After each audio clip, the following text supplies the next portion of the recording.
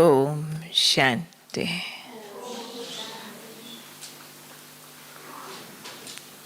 इस अपने समर्पित परिवार को देखकर,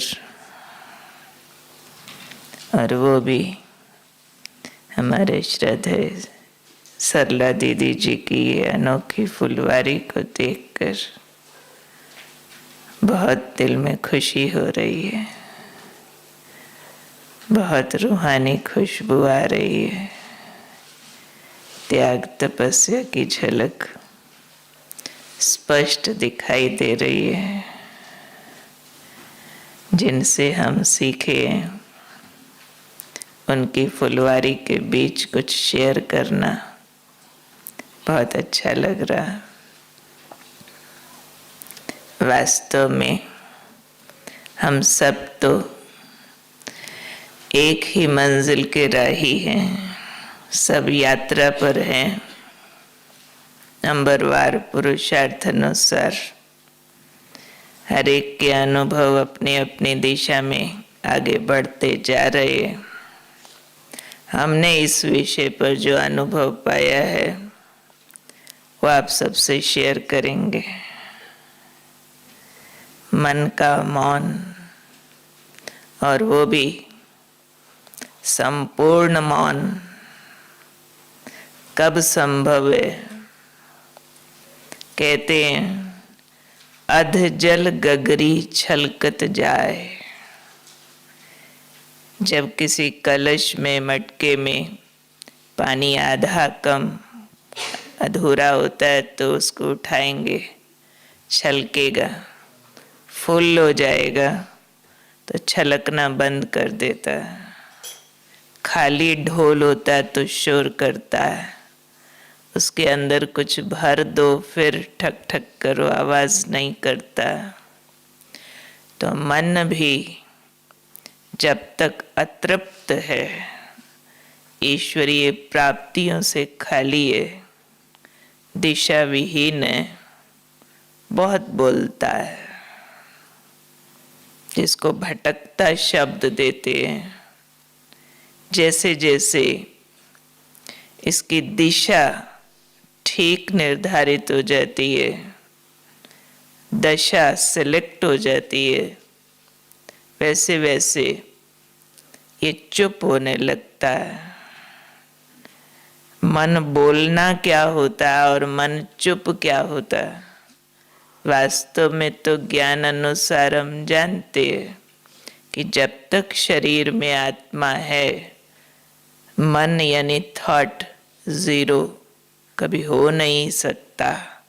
थॉटलेस नहीं हो सकते, लेस थॉट्स हो सकते हैं इस धरती पर रहते हुए भी। जीरो थॉट तो डेथ होती है और परम धाम की मुक्ति की अवस्था होती है। हम जीरो थॉट को संपूर्ण मौन नहीं कह रहे हैं, लेकिन एक तृप्त भरपूरता, फुलफिलमेंट की स्टेट ऑफ माइंड को हम संपूर्ण मौन कह रहे हैं। उसमें भी फिर हमारी बीज रूप स्थिति, बाबा के प्यार में मगन हो जाने की स्थिति, उसमें संपूर्ण मौन की अनुभूतियों की बात आती है। अब मन बोलता क्यों है ज्यादा, और क्या क्या बोलता है फिर, जिसको भटकता कहते हैं। खास तौर पर 2 युग हमने बहुत कड़े देह अभिमान में गुजारे हैं, और देह अभिमान ने हमें बहुत सारी ट्रेनिंग दे दी है, और वो ट्रेनिंग इतनी गहरी पक्की है, सबकॉन्शियस अनकॉन्शियस तक, जो उस अनुसार हमारी डेफिनेशंस बदली हुई है। किस चीज़ की? सुख शांति पाने की, क्योंकि ये बेसिक रिक्वायरमेंट है सुख शांति। आत्मा है ही सुख स्वरूप, शांत स्वरूप। पर देह अभिमान ने हमें ट्रेनिंग दी है कि तुम शांत कब हो सकते हो, तुम सुखी कब हो सकते हो, जब दूसरा तुम्हारे से नीचे और तुम ऊपर हो, तो तुम शांत, संतुष्ट, सुखी। जब दूसरा तेरे से आगे तो तुमको दुखी होना चाहिए, कंपल्सरी। ये ट्रेनिंग मिली हुई है 2 युगों की हमको कि अगर दूसरा तेरे से आगे फिर भी तुम खुश तो सम प्रॉब्लम इज देयर, कि आप कुछ ठीक नहीं हो, कि आप पीछे हो तो भी खुश हो, तो एबनॉर्मल। नॉर्मल लोग जो होते हैं ना, वो अप्राप्ति में दुखी होते हैं, बाहर वाली अप्राप्ति। तो उस तरह के एटीट्यूड्स हम सब के अंदर डीप बैठे हुए हैं, बहुत डीप। आज भी ब्राह्मण परिवार में सक्सेस को हम इसी ढंग से मेजर करते हैं। सफलता, प्रोग्रेस, उन्नति किसको कहते हैं? जिस बहन ने बहुत कोर्स कराए और उसके बहुत कोर्स करने वाले चल पड़े और वो बहुत धन लगा जाते हैं, कहेंगे देखो भाई कितनी 10 साल हुए, इतनी सफल हो गई, इतने सेंटर्स इसने खोल दिए, इतनी छोटी बहनें इसके अंडर आ गई, और जहाँ भाषण करती है लोग डिमांड करते हैं। मेजर कर रहे हैं हम इस तरह से सक्सेस को कि इसने ज्ञान योग कितना ठीक समझा, ठीक किया, ये रिजल्ट आए तो समझा जाए ये ठीक है। जबकि अव्यक्त मुरलियां इसके अगेंस्ट जाती है ना। सारा ज्ञान की गुह्यता जो राइट अंडरस्टैंडिंग है वो उसके अगेंस्ट जाती है, जो हम भाषणों में कोट करते रहते हैं कि बहुत सारे सेंटर, बहुत सारे स्टूडेंट्स, बहुत सारे भाषण, बहुत सारी अप्रिसिएशन। हो सकता है आत्मा समझ परमात्मा याद करने वाले सब्जेक्ट में, एकाग्रता वाले सब्जेक्ट में वो फेलियर हो जाए, कल को कुछ उतार चढ़ाव आए तो स्टेबल ना रह पाए। तो वास्तव में ज्ञान की गहराई तो ये कहती है कि सेंटर 4 बीओ निर्विघ्न होने चाहिए। 1 बीओ हर्जा कोई नहीं, सेंटर इंचार्ज ना भी हो, सिर्फ भंडारे में काम करती हो पर दिल से बाबा बाबा बाबा बाबा बहुत कहना आता हो, दूसरे को आगे बढ़ाना आता हो, स्टेबल रहना आता हो, उसकी रजाई पक्की। बाबा भोली दादी का मिसाल देते, इंद्रियों को जीता हो, सदा खुशी और नशे में रहना आता हो, कोई दिनचर्या, कोई मर्यादा कभी मिस ना हुई हो, तो वो जो क्राइटेरिया है, वो स्मृतियां बार बार लोप हो जाती है व्यवहार में आकर के, तब मन ज्यादा बोलता है। फिर कंपैरिजन और कंपटीशन में आकर के ये ज्यादा बोलता है। जब तक समर्पित नहीं हुए होते, हमारे सुख शांति का आधार डायरेक्ट ज्ञान और योग होता है, डायरेक्ट बाबा होता है। और समर्पित परिवार में वो बाबा वाली झलक के लिए हम आते हैं, पर समर्पित परिवार में आने के बाद हमारे सुख शांति का आधार सेवा बन जाता है। बीच का सब्जेक्ट धारणा वो कहीं ट्रांसलेट होने लगता है, लोप नहीं होता है, ट्रांसलेट होने लगता है, उसके मीनिंग्स बदलने लगते हैं। और समर्पित होने के बाद ज्यादातर को, सबको नहीं, ज्यादातर को सेवा लीड करती है। जिधर सेवा का बहाव है हम उधर बहते चले जाते हैं, और समटाइम्स उस सेवा के बहाव में अपनी धारणाएं दांव पे लगा देते हैं, समटाइम्स अपना योग दांव पे लगा देते हैं, और समटाइम्स ज्ञान की अंडरस्टैंडिंग भी सेवा में आगे आगे आगे जाने के लिए। क्यों? जो सुख और आनंद हमें समर्पित होने से पहले ज्ञान और योग दे रहा था, ऊंची धारणाएं दे रही थी, सेवा भी आनंद देती है, दूसरों का जीवन बनता हमारे द्वारा, वो वाह वाह करते, वो महिमा करते, वो यज्ञ की बढ़ोतरी का कारण बनते। तो हमारे जिज्ञासुओं की उन्नति को हमारी सेवा की रिपोर्ट को हम अपने पुरुषार्थ का फल मानने लगते हैं, महिमा मिलती है और उस फल को खा लेते हैं। तो वो भी एक तरह का फॉरबिडन फ्रूट है, जो कहते हैं ना एडम ईव ने खाया। निषेध फल था।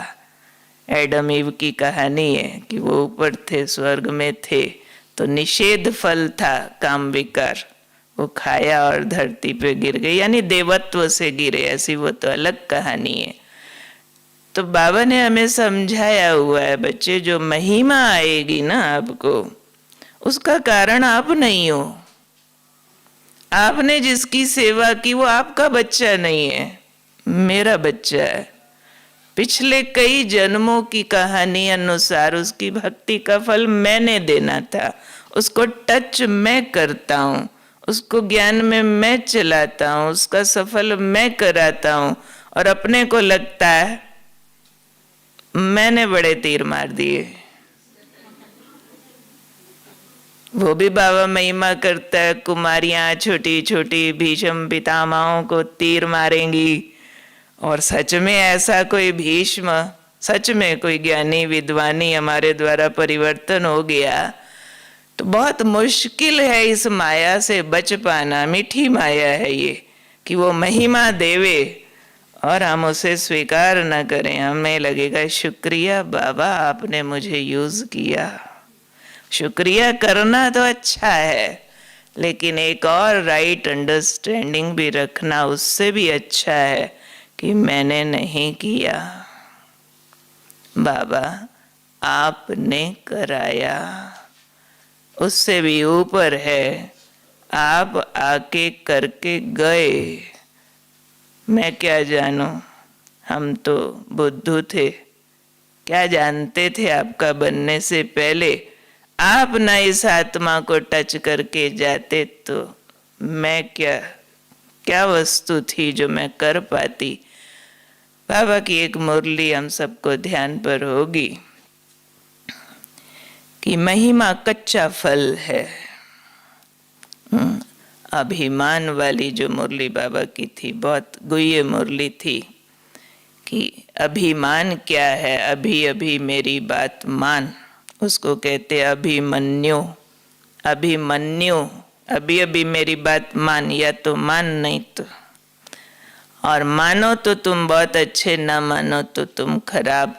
तो अभिमन्यु जो होता है वो चक्रव्यूह में फंस जाता है और मारा जाता है, क्योंकि उसको महिमा चाहिए बार बार। और दूसरा है अर्जुन। अर्जुन क्या करता है, अर्जुन चक्रव्यूह में घुसना भी जानता है और निकलना भी जानता है। अभिमन्यु घुसने के बाद निकलना नहीं जानता, इसलिए मारा जाता है।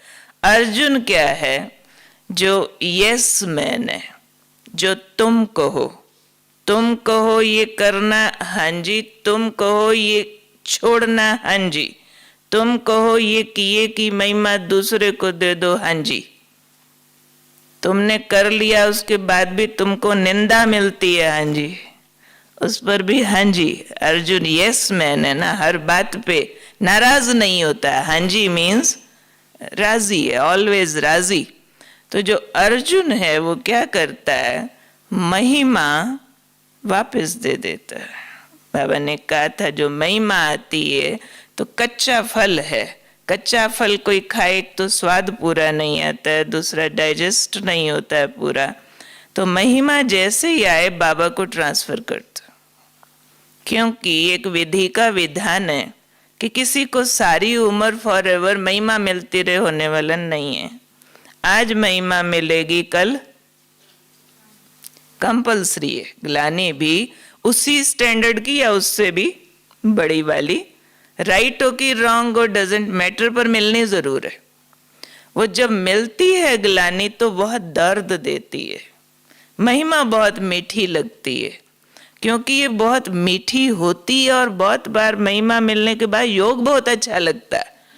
हम बाबा को शुक्रिया के लेटर पे लेटर लिखेंगे, इतने गीत गाएंगे, झूम झूम के सेवा करेंगे, बात मत पूछो। और निंदा मिली तो सारा गुब्बारा फुस हो जाएगा, सारा कुछ पलट जाएगा। फिर वो जो सीधा वाला चल रहा था ना, वाह वाह, वो आई आई वाई सब कुछ आ जाएगा उसके अंदर।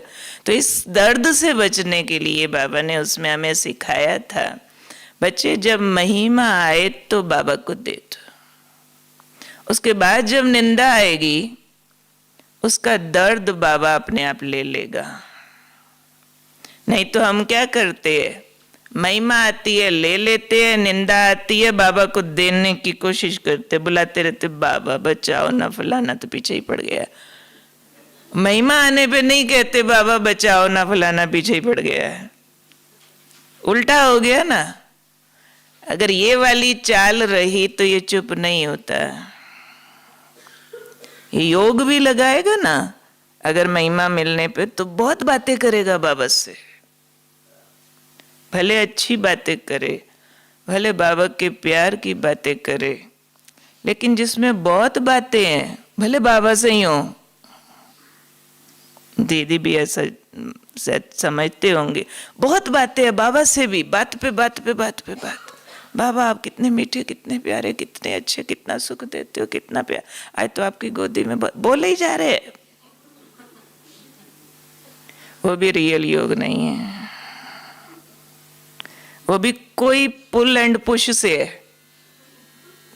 कोई चीज उसको पीछे स्थूल रूप वाला मजा दे रही है, वरना जहाँ रियल बाबा की फीलिंग होती है वहाँ बहुत बातें नहीं होती है, वहाँ ठहराव होता है।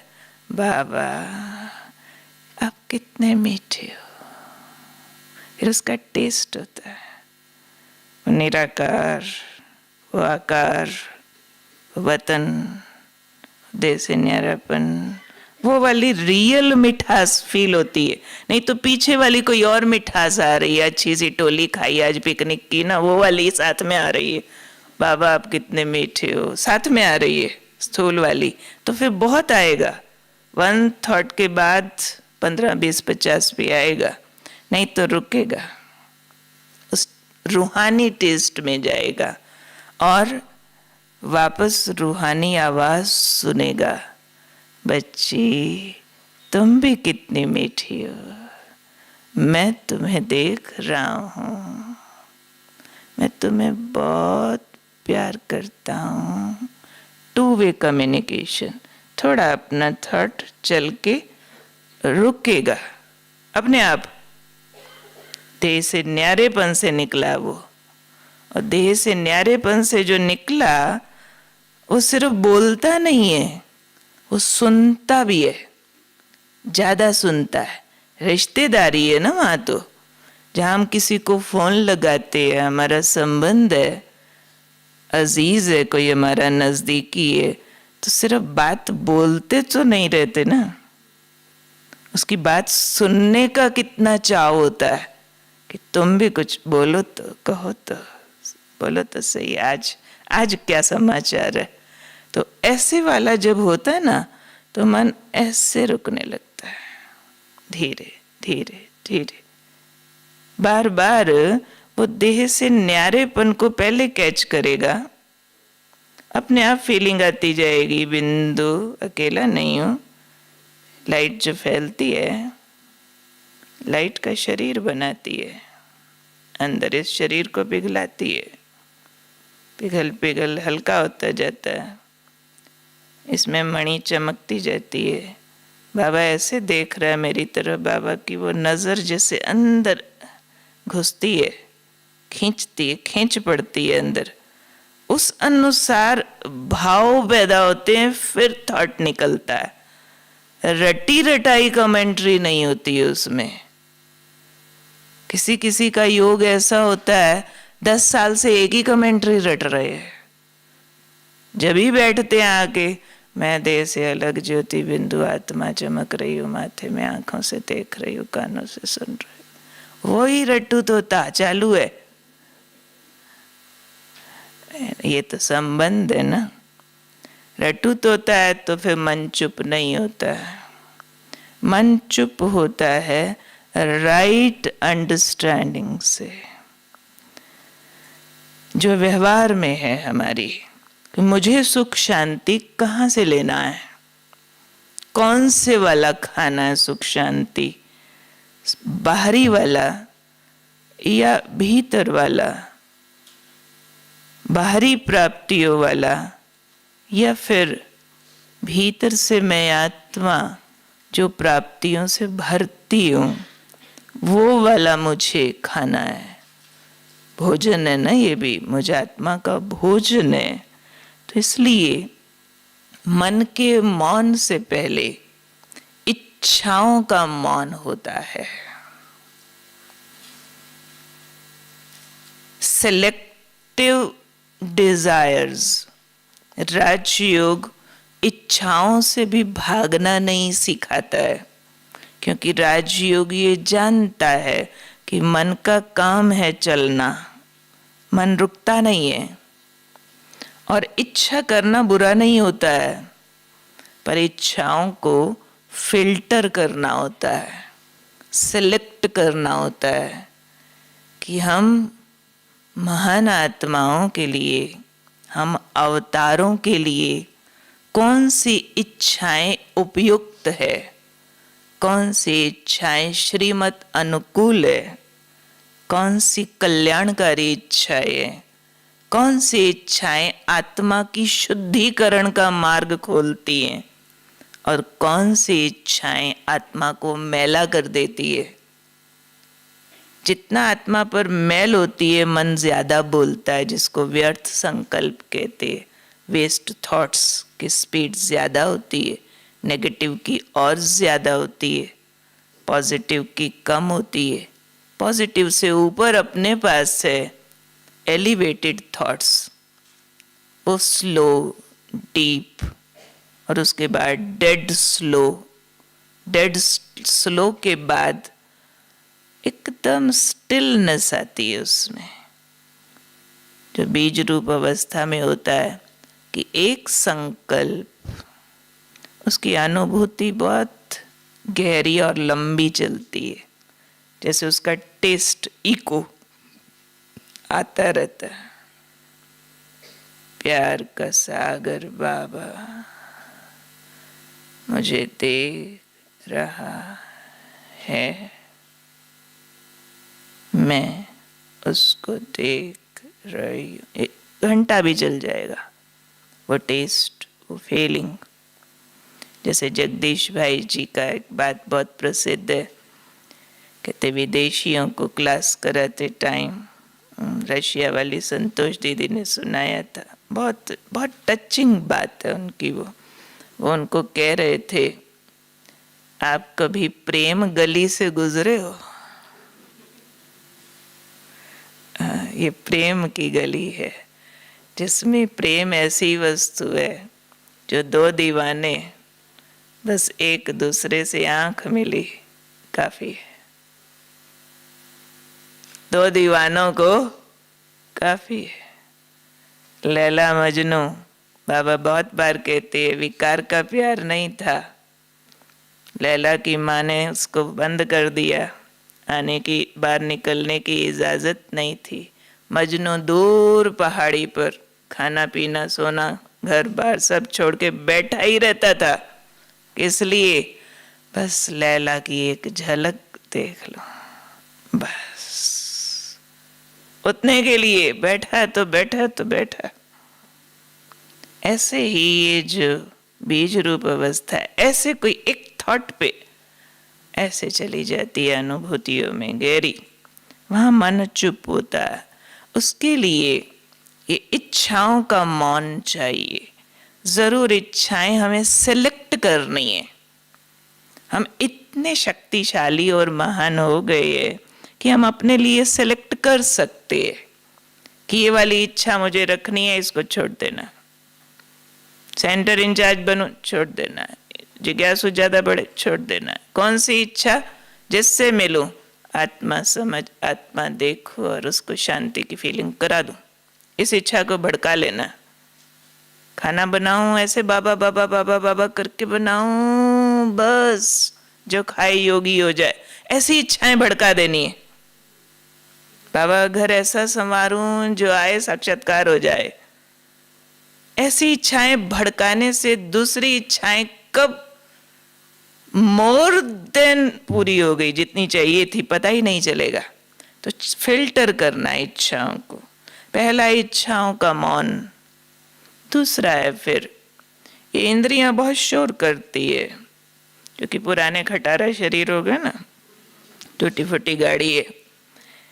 तो मन को चुप करने से पहले जैसे ही बैठेंगे कहीं खुजली होगी, मन बोलने लगेगा और डॉक्टर को दिखाना था, क्या ऐसे करते दाने दाने हो जाते, इतनी दवाई खाई थी अभी भी ठीक तो होता नहीं है, दीदी को बोलूंगी किसी और डॉक्टर को। अरे आत्मा समझ परमात्मा को याद करने बैठे थे, खुजली ने कहाँ पहुंचा दिया। खुजली पूरी हुई, चलो आत्मा बिंदु देह से न्यारी, भूख लगी है आज खाना जल्दी खा लेंगे, वो भूख कुछ बोलने लगी, वो चुप हुई, कान में कुछ शुरू हो गया, आवाज आया बाहर से, गाड़ियां यहीं चलती हैं, सेंटर कहीं और होना चाहिए था, इतने शोर वाली जगह पे बना दिया, जब देखो टर टर बोलता ही रहता। वो चुप हुआ, आंख कुछ बोलने लगी, देखना सामने बाबा के चित्र के साथ इतना बड़ा पॉट रख दिया, साइड रखना चाहिए। अब आंख कुछ बोले जा रही है। थोड़ी देर में प्यास लग गई, बोतल साथ लेके बैठती तो कितना अच्छा था, पानी पी लेती। ये इंद्रियां शोर करती है, तो इन इंद्रियों का भी मौन चाहिए। लॉकडाउन डेज में ना हमने सब अनुभव किया, कोई मक्खी आ जाएगी उसी की कहानी अंदर चालू हो जाएगी, चलती रहेगी। तो प्रैक्टिस करनी है हमको, इंद्रियों का मौन क्या होता है। थोड़े दिन पहले हमारी स्पार्क की मीटिंग में नेहा बहन मुंबई वाली गुलजार दादी के साथ रहती है, उनसे पूछा गया दादी की प्रेजेंट स्टेज आप बताओ। तो उन्होंने कहा दादी को हम 3 वर्ष से कंप्लीट मौन में देख रहे हैं। दादी का सिर्फ मुख का मौन नहीं है, दादी की आंखों का भी मौन है, कानों का भी मौन है, स्वादों का भी मौन है, हर इंद्रिय के मौन में है दादी। उनके सामने आप डांस कर लो, गुड्डे गुड्डियां दिखा दो, लाइटिंग दिखा दो, दादी की मर्जी होगी तो आंख उठाएगी, नहीं तो कभी नहीं उठाएगी। आपकी ताकत नहीं जो उनकी आंख को आप इधर का इधर करवा दो। दादी ऐसे बैठी है तो बैठी है तो बैठी है तो बैठी, अब जो मर्जी किए जो, कान में कुछ मर्जी कहानियां बोले जाओ, दादी की हियरिंग ठीक है, दृष्टि ठीक है, ऐसे नहीं इंद्रियां कमजोर हो गई हैं, मन इतना डिटैच हो गया, इतना चुप हो गया। ऐसे नहीं कि बोल नहीं सकते, शरीर कमजोर है, नहीं, अभी भी कुछ बोलना हो बोलते हैं, लेकिन आप बुलवाना चाहें प्रभावित करा के, दादी डिटैच है। तो इतना लंबा काल उन्होंने इंद्रियों को साधा है। बहुत सालों पहले हम किसी दूसरे धर्म वाले, आनंदपुर वाले, उनके बड़े भाई जी थे, उनसे मिलने के लिए गए थे। बाकी बातचीत में एक शब्द उन्होंने बहुत बढ़िया बोला, कहते योगी वो जो काया गाले, काया को गला डाले, वही योगी होता है। और हम तो राजयोगी, सहज योगी, नरम गरम बिस्तरों पर सोते हैं, आराम से बढ़िया बढ़िया महल हमको मिल गए, और खाना पीना तो जो हमको मिलता है आज दुनिया में कोई को नहीं मिलता होगा, पहनने को जो मिलता है, जो हम लोगों के ऊपर आजकल चढ़ावे चढ़ते हैं, हर एक सोचता है हमारी अच्छी से अच्छी वस्तु दीदी स्वीकार तो करे। और दीदियां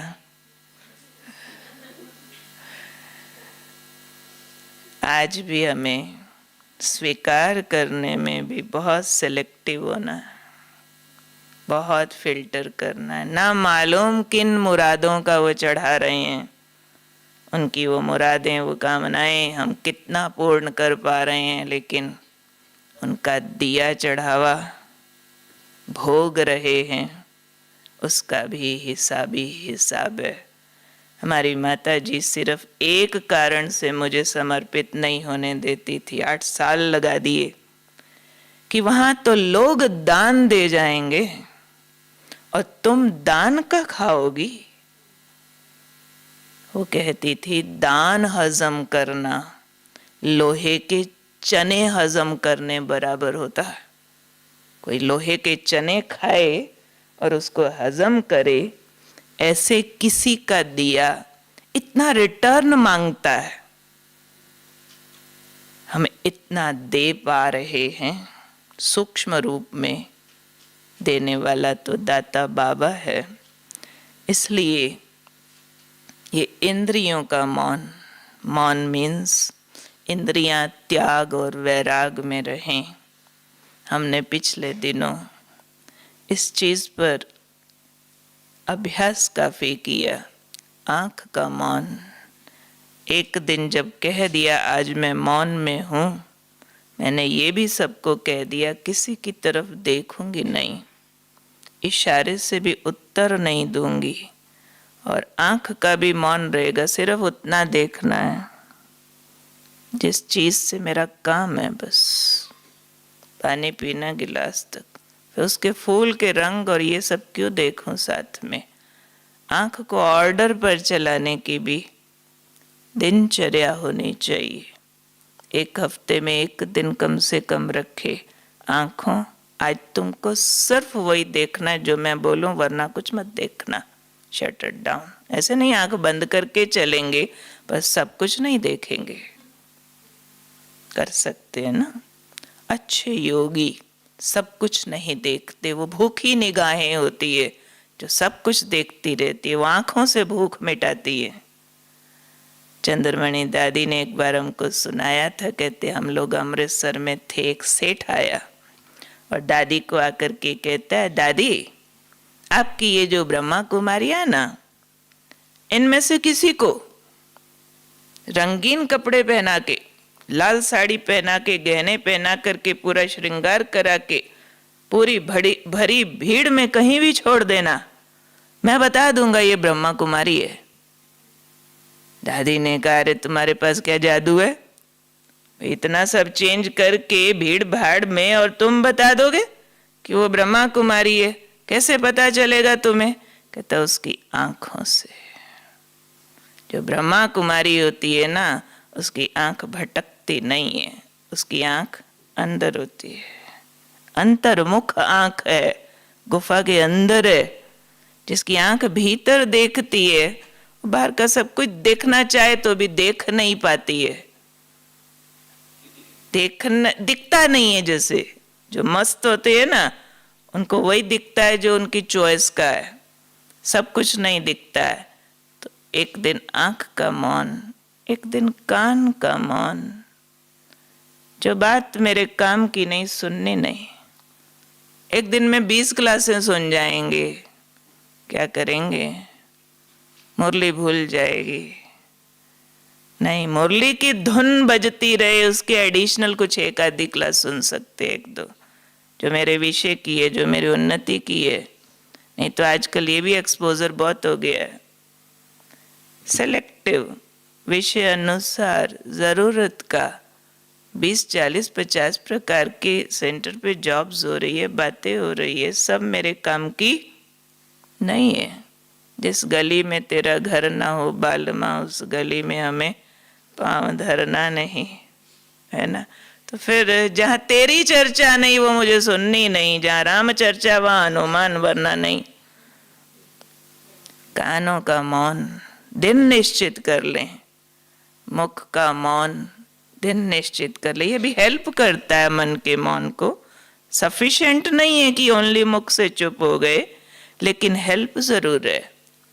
आप सबने अनुभव किया होगा, जिस दिन हम पक्का कर लेते हैं आज मुंह से नहीं बोलना, उस दिन ये कम प्लान करता है, कम बोलता है, क्योंकि किसको वो बात सुनानी नहीं है ना।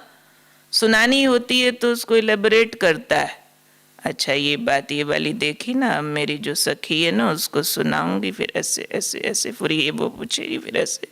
नमक मिर्च मसाला सब अंदर तैयार होता है ना पहले, तो वो तैयार होना ही बंद हो जाएगा जब डिलीवर नहीं होना, बाहर ही नहीं जाएगा। तो ये इंद्रियों का मौन काम करता है।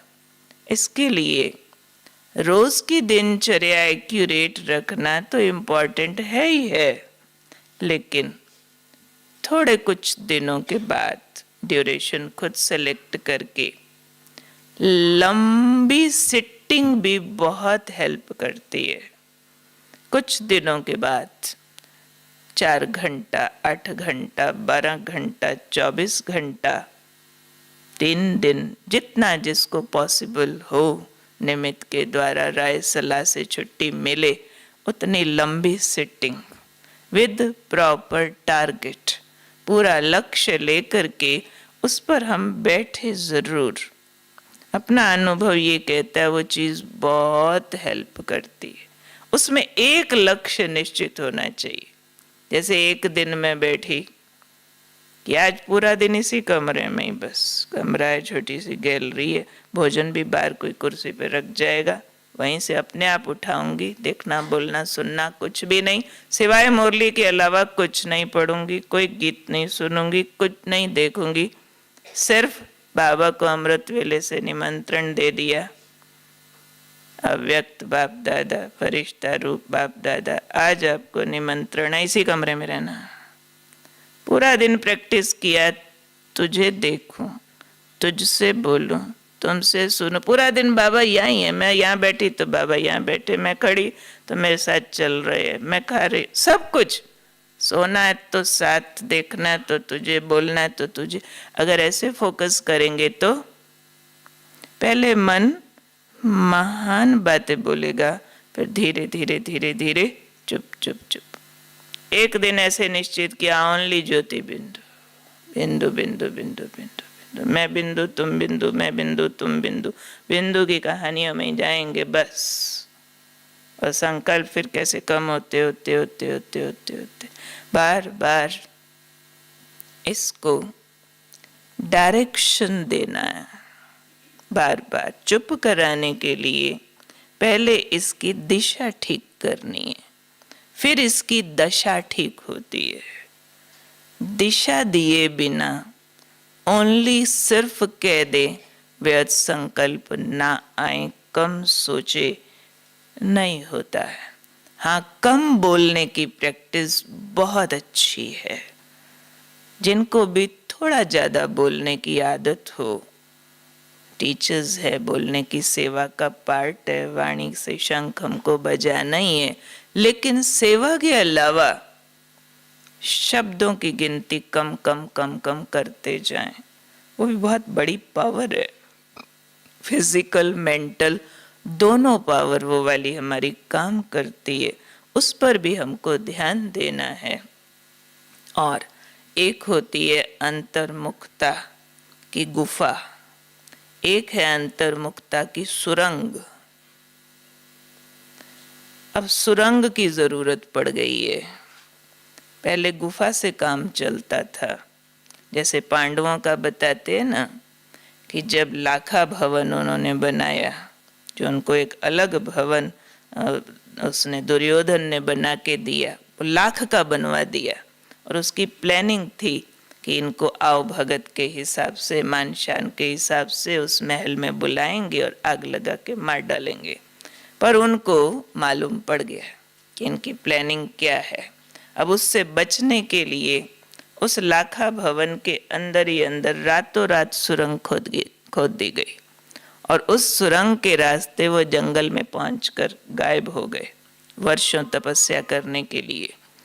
तो अब दुनिया में भी विकारों की आग बढ़ती जा रही है, और अपने इस परिवार में भी बहुत वैरायटी तरह के अट्रैक्शंस है। बहुत, ये करो तो आगे बढ़ जाएंगे, वो करो तो आगे बढ़ जाएंगे, उस विंग से जुड़ जाओ, उस सेवा को पकड़ लो, वो वाली online, this and that, so much. सब कुछ नहीं पकड़ना है, बहुत कुछ छोड़ देना है। और सुरंग होता है लंबा टाइम, लंबी डिगिंग है, लंबा टाइम उसमें से क्रॉस करना, लंबा टाइम बहुत सारी इच्छाओं का त्याग करके भीतर का सुख, शांति, आनंद, प्रेम, शक्ति, ये जो 7 एनर्जीज हैं हमारी, उसमें स्थिर रहना, भीतर से प्रेम, सुख, आनंद के झरने फूटे भीतर, रूहानी प्यार, प्रभु प्यार, रूहानी शांति, ईश्वरीय शांति, शांति धाम की शांति, वो रूहानी सुख, अतीन्द्रिय सुख, ईश्वरीय सुख, वो देवत्व का सुख, लंबा लंबा जाना उसमें, तो रिप्लेसमेंट मिलती है हमको, क्योंकि आत्मा इन 7 एनर्जीज के बिना नहीं रह सकती है। ज्ञान, पवित्रता, शांति, प्रेम, सुख, आनंद, शक्ति, इनके बिना कोई जीना नहीं चाहता है। जब तक वो भीतर की सुरंग से नहीं लिया है, खाली ज्ञान देके, समझाने देके बाहर से रोकना संभव नहीं है। थोड़ा बहुत सेपरेशन में, डिसिप्लिन में कोई रुकेगा, लेकिन जब तक भीतर का नहीं लिया तो दिस वे नहीं तो दैट वे भटक जाएंगे। अब गंदी वीडियोस नहीं देखते हैं मोबाइल पे, तो बहुत सारी क्लासेस और बहुत तरह का एक्सपोजर है, उसमें कहीं ना कहीं जाएंगे, स्थूल में जाएगी आत्मा। और बाहर का खाना छोड़ा तो ब्रह्मा भोजन और टोलियां बहुत चाहिए, कुछ उसमें रिप्लेसमेंट में चली जाएगी। तो रिप्लेसमेंट भीतर वाली बहुत माइन्यूटली अपने को देनी है, बहुत माइन्यूटली। इन 7 आत्मिक गुणों में लगातार रमन करना, वन आफ्टर द अदर। शांत स्वरूप, पवित्र स्वरूप, शक्ति स्वरूप, प्रेम स्वरूप, सुख स्वरूप, आनंद स्वरूप, आनंद के सागर की संतान, मेरा बाबा आनंद का सिंधु, मेरा बाबा आनंद से भर, बार बार नेवर एंडिंग प्रोसेस ये चले अंदर, धुन बज जाए उसकी, फिर ये मन छलांगे लगाना बंद कर देता है। फिर इसको ठिकाना मालूम है, बाहर से जो भी बातें, जो भी मुद्दे, जो भी मामले, जो भी समस्या आएगी, जिसको विघन कहो, प्रॉब्लम कहो या फिर प्लानिंग कहो, सब का मालूम है भीतर पड़ा है इस सुरंग में।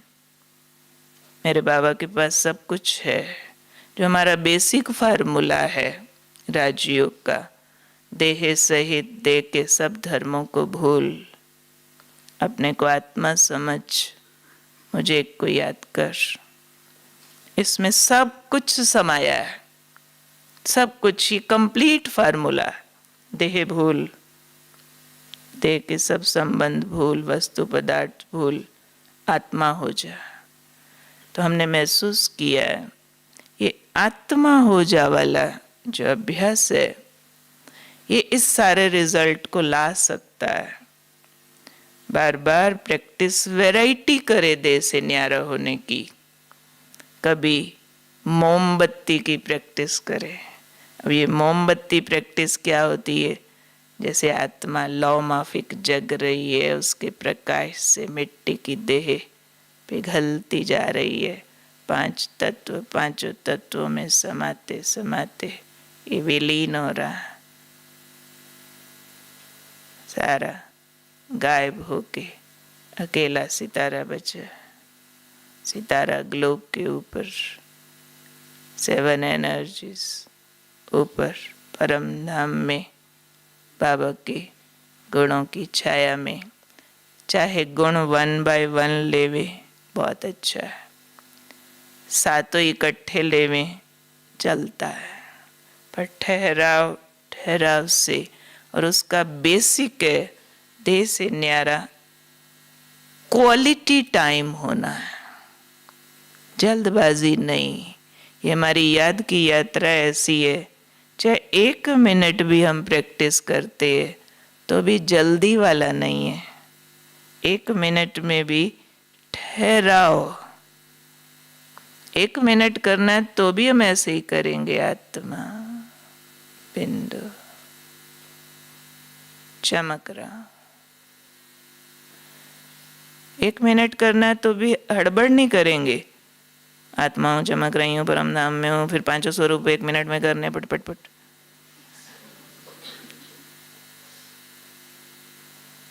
वो तो कनरस आ जाएगा भक्ति मार्ग वाला थोड़ा सा, लेकिन उसमें हम ठहरते हैं, उस टेस्ट को लेते हैं, देह से न्यारेपन का टेस्ट। वैरायटी अभ्यास करें, कभी मोमबत्ती का अभ्यास, कभी अगरबत्ती का अभ्यास।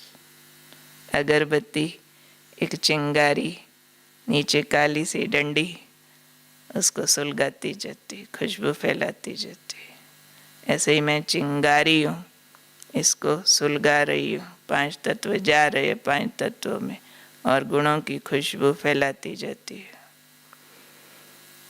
कभी हम अभ्यास करें मरने का, देह मर गई, लाइट का शरीर निकला वतन से, इसका संस्कार देख रहे हैं।